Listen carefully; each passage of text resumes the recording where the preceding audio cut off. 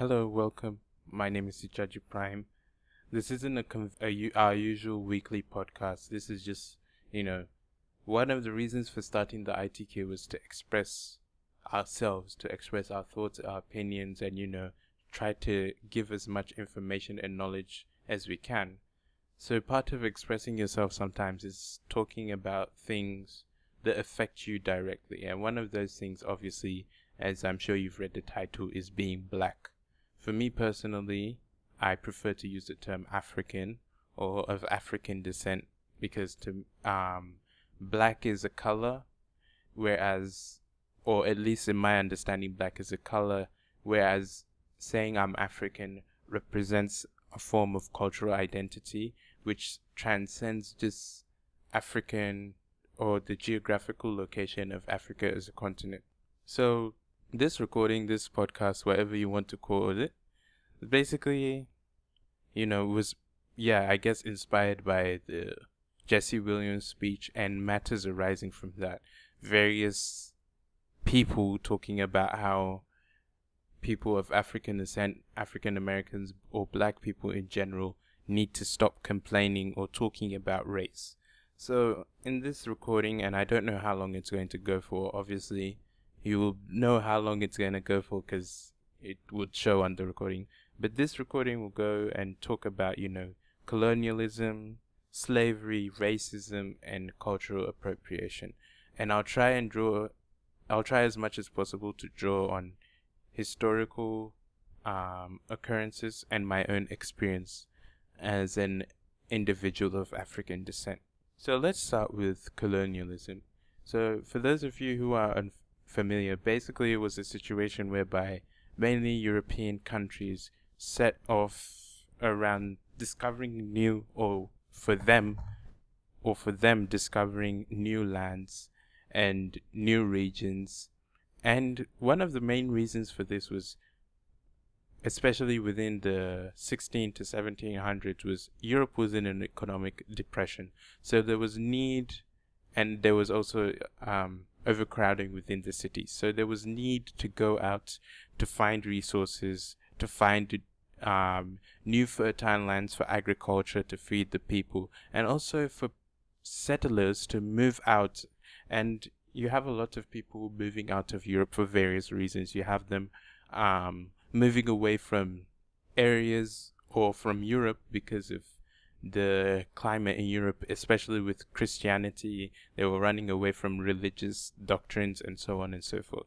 So with colonialism, and I will try and focus mostly on Africa, and this is not to neglect the history of colonialism that has affected, people of Aboriginal descent in places like, say, Australia, or the Native Americans in the Americas, but just to focus more on Africa because that's what I'm more familiar with, even though I'm familiar with the histories of those two aforementioned people. But with colonialism in Africa, basically, Europeans had always known of the existence of Africa. However, they were mostly familiar with the northern African coastline. So early settlement began, and Europeans discovered that Africans and Africa was a fertile region. There was a lot of resources there, and there was also cheap, or in some cases free labor that could be acquired there. The natives of Africa were strong, were fit, and they were able to use them on fields, in some cases moving them out of Africa into places like in the Caribbean or the West Indies, in North America, South America, parts of Europe as well. So there was this usage of Africa for her resources. Now Africa had a number, or still has a number of resources. So you have resources like gold, you have oil, you have rubber, you have wood, cotton, and gum, which is used for paper. Now mind you, this occurred during the industrial age.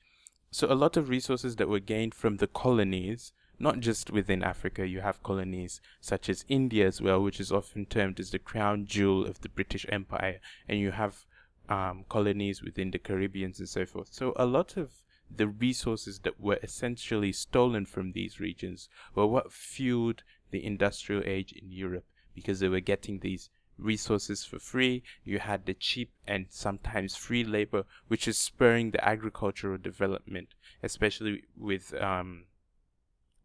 crops such as cotton. So you had colonialism. Now, what were the main reasons for colonialism? Well, there are 3 C's: commerce, Christianity, and civilization. So the first, as I've gone and explained, is commerce. So Europe was in an economic depression. There were resources there. There was labor there in Africa and in other parts of the world. But sticking with Africa, so you had a lot of resources within Africa, natural resources, which were needed to help boost trade and economic development within Europe. You also had Christianity. Now, mind you, at this time, the Pope was a very influential figure in Europe. The church was essentially part of the government or the state itself. These were the church was a heavily influential institution.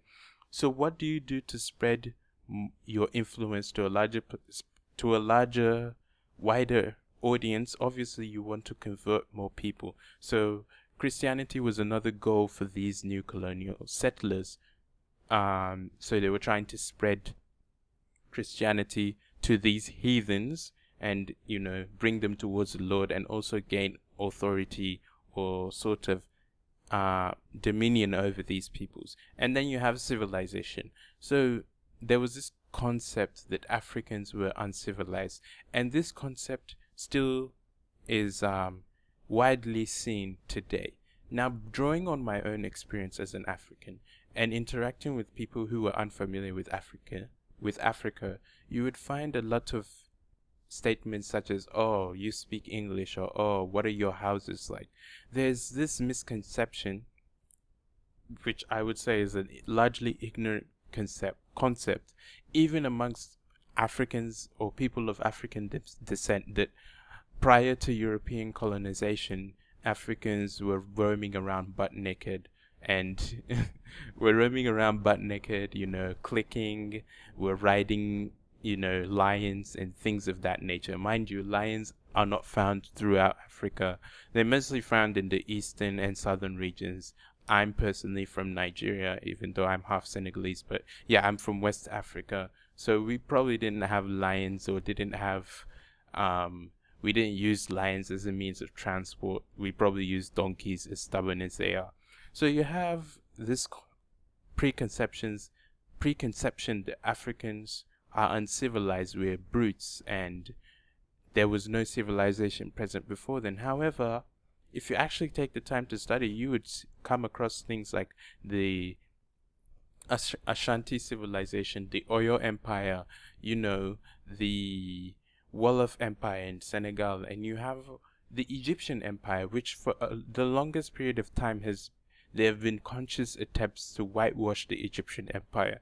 So Africa wasn't uncivilized, it just had a different civilization to that which the Europeans were familiar with, and also because of the color of the skin of Africans. Africans had a darker skin. In fact, upon arrival on Africa, many Europeans attempted to scrape the skin of Africans because they thought it was dirt, that these people are dirty, so they tried to scrape their skin to see if the black coloration would come off. So perhaps that is one reason for why Africans are still presently being perceived as being dirty. So you have these 3 things, and you even have another reason was just, for domination. You have people like King Leopold, who essentially ran the Congo as his own private property for his own personal benefit. It wasn't for the benefit of his country, Belgium, it was for his own personal benefit. Now you have to note, with commerce and with agriculture, African land is very fertile, and there are lots of crops that can only grow within the African region. So that's one thing looking at colonialism. Now, you might ask, why do I talk about colonialism?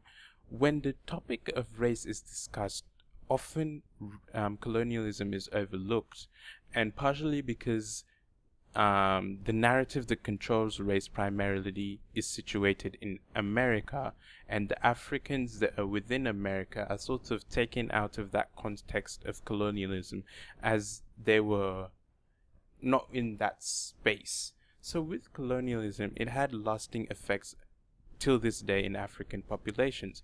There are still traditions and things that are still remnants of colonial rule. The fact that I'm speaking English, for example, many colonial, in fact all colonial countries, still maintain the language of their colonial masters as the official language, whether they are francophone or anglophone or even Spanish-speaking countries, Spanish or Portuguese-speaking countries like Angola, for example. So you have all of this, and so what are the effects? So like I said, you still have the colonial or the remnants of colonialism. So little things like, the fact that most of the institutions are being run or imitate European institutions, or the fact that various traditions are still being maintained. For example, various presidents still have like traditions which use like Scottish culture, such as the Scottish bagpipes and the wearing of kilts. These are ceremonial traditions that are still being maintained for various presidential functions. More specifically, I'm familiar with them being in Nigeria. You also have things like certain francophone countries still having to pay back a tax to France for being a colony of France itself. So colonialism still has lasting effects till this day. Now with slavery, essentially, basically they just took loads of Africans to America to essentially use as labor on this new land, because like I said, Africans are very physically fit and the labor was good for them to use on these farmlands. So a lot of people wonder why blacks, quote unquote blacks, tend to call themselves African Americans. Well, it's because many of these people do not know which part of Africa they're from. For the longest time, or even till this day, Africa is seen as a monolith, which kind of negates the fact or neglects the fact that there are thousands of ethnic groups within Africa itself. In fact, prior to colonial rule, Africa was made up of several autonomous groups within themselves, which were now like, in a sense, jumbled together into various countries based on how they were partitioned between the British and the French and the Portuguese and so on and so forth. So there are various ethnic identities within Africa. But the reason for African Americans calling themselves that is because a lot of these people, they didn't know what their original name was. They were forbidden from speaking their language. And so when the original slaves were taken there, they couldn't speak their language to their children. And so these children lost track of their culture. So in order to gain back their culture, they have this attachment towards Africa as a whole. So Africa is still seen as essentially a monolith, whereas in fact it is made up of several different parts. So with slavery and the lasting effects of both slavery and colonialism, a lot of people of the Caucasian and maybe Asian races would ask, why are these topics still necessary to discuss? Well, there are a number of reasons. The effects of slavery and colonialism are still being felt today, till this day. You had with slavery the Africans being put in certain, how do I put this? Put in certain parts of cities, and these parts of the cities were neglected. There's being called projects and things of that nature. And then you have with the Africans themselves within Africa, there is this hatred of being African. There's the hatred of the dark skin, there's the hatred of the natural hair and the thick lips and things of that nature. So there's this self-hate that is still prevalent, and this self-hate is being taught. It's sort of being conditioned on African population from your school, from your house, from wherever. You're taught that, keeping your afro is messy, or in some certain situations it's unprofessional. So as a guy, you're meant to cut it. As a lady, you're meant to either braid it or plait it, or have a weave on, because the curly hair or the nappy hair is not very attractive, it's not very presentable. Then you have things like, being a lighter skin is better than having a dark skin, whereas these things are just genetic variations that we don't choose for ourselves. So these things continue to bedevil the African populations, irrespective of wherever they are in the world. There's this stigma that is attached with being African, the perception that we are violent, the perception that we are uneducated or stupid, to put it more bluntly, the perception that that there's something negative about having a dark skin. Now, this isn't just with white people. I've also noticed it with people from Asia, whether they're from Southeast Asia or just South Asia, being Bangladesh or India or whatever. And this situation has sort of been conditioned by the Europeans, again, by subjecting Asians and telling them, white is better than everything else.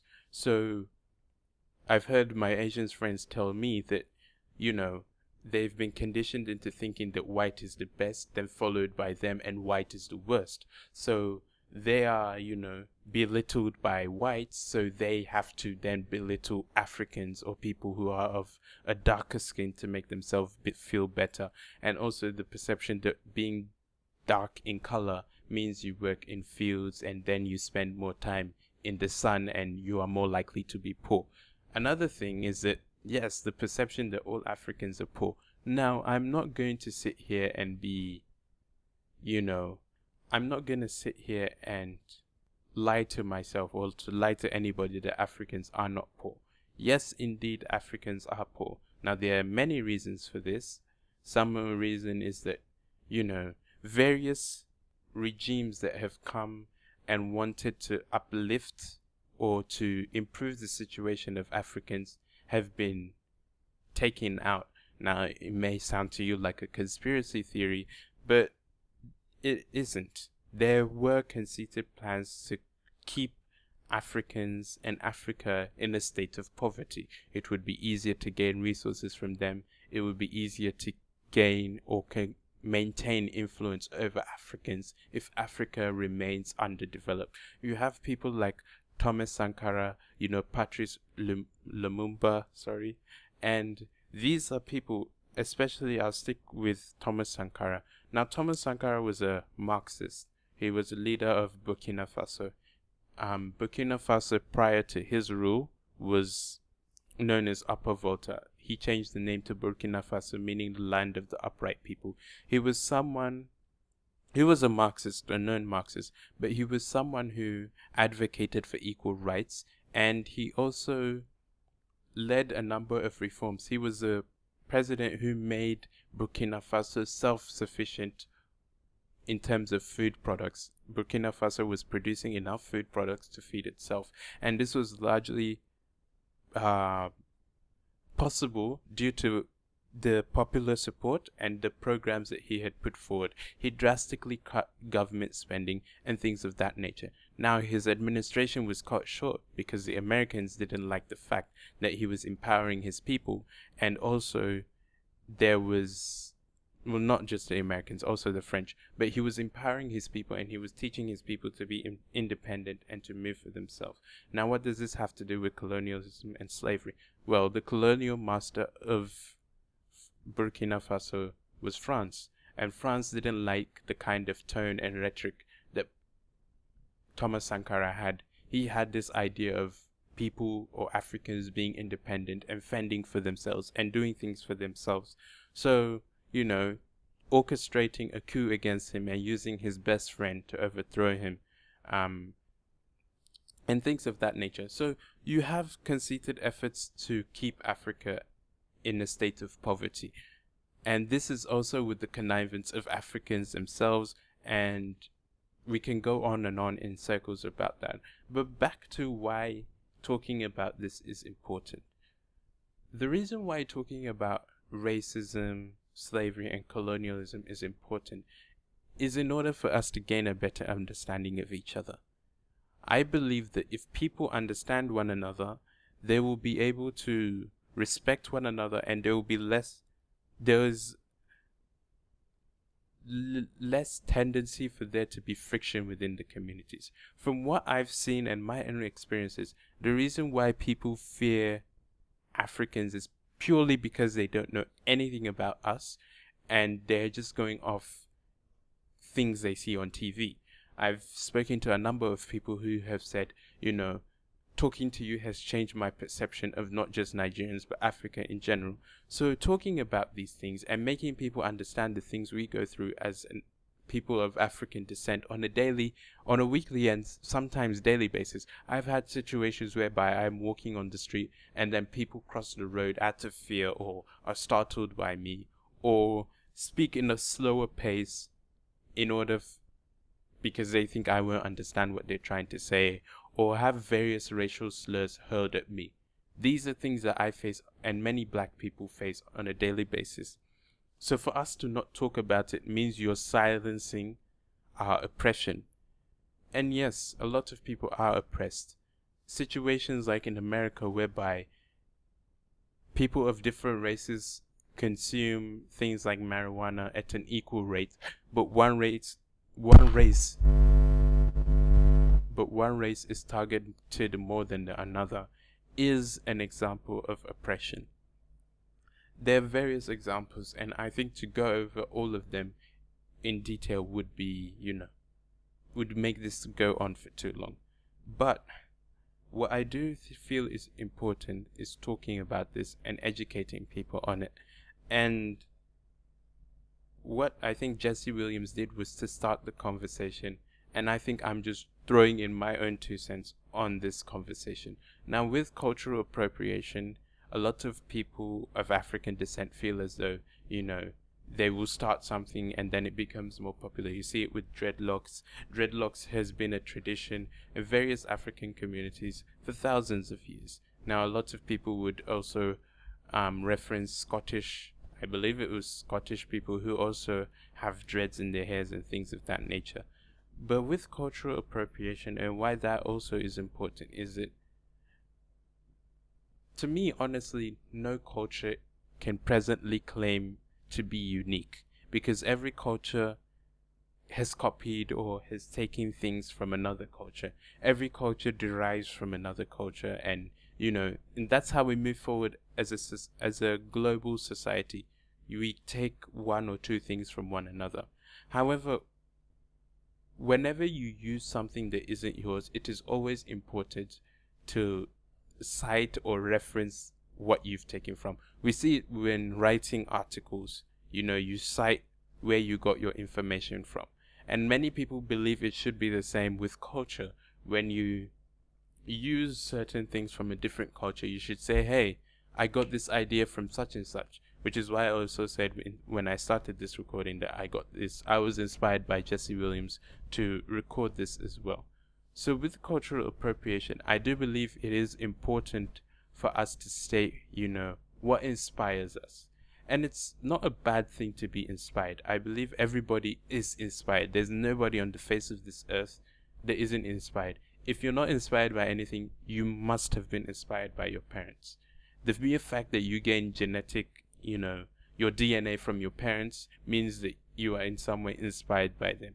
Your thinking, your speech, what you choose to do in life, those things are almost 100% inspired by your parents. So inspiration is necessary, and giving credit for what inspires you is also necessary. And I believe with the talk of cultural appropriation, it is also necessary to state where you got your inspiration from, so that other people can have the privilege of looking at what inspires you, whether it be with music or with paintings, or in art in general, or language, or whatever, it is necessary for us to cite and to reference what inspires us. So in general, this is just like maybe a part one. I might talk about these things and talk about them in greater detail. But I just wanted, like I said, ITK was started to express ourselves and to give just our thoughts. There will be a podcast at the end of the week, and there will be a few guests on it, and I do hope you look forward. I look forward to recording that, and I look forward to hopefully you being entertained by that. And yeah, my name is Ijaji Prime. Thank you for listening.